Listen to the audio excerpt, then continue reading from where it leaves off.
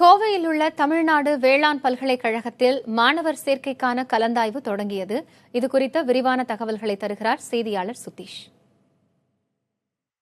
கோவை தமிழ்நாடு வேளாண்மை பல்கலைக்கழகத்தில் இளநிலை பட்டப்படிப்புகளுக்கான மாணவர் சேர்க்கைக்கான கலந்தாய்வு இன்று முதல் துவங்கி வருகிற 10ஆம் தேதி வரை நடைபெற இருக்கிறது.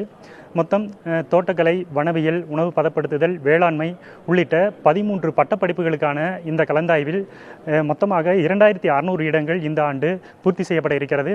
இதற்காக இந்த ஆண்டு 36,321 விண்ணப்பங்கள் ஏற்கப்பட்டு இந்த முதற்கட்ட கலந்தாய்விற்கானது 4500 மாணவர்கள் அழைக்கப்பட்டிருக்கிறார்கள்.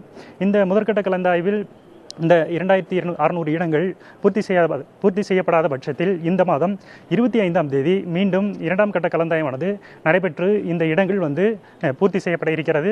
மொத்தமாக 198.50 முதல் 195.50 வரையிலான கட் ஆஃப் மதிப்பெண் அடிப்படையில் இந்த முதற்கட்ட கலந்தாய்வானது தற்போது நடைபெற்று வருகிறது.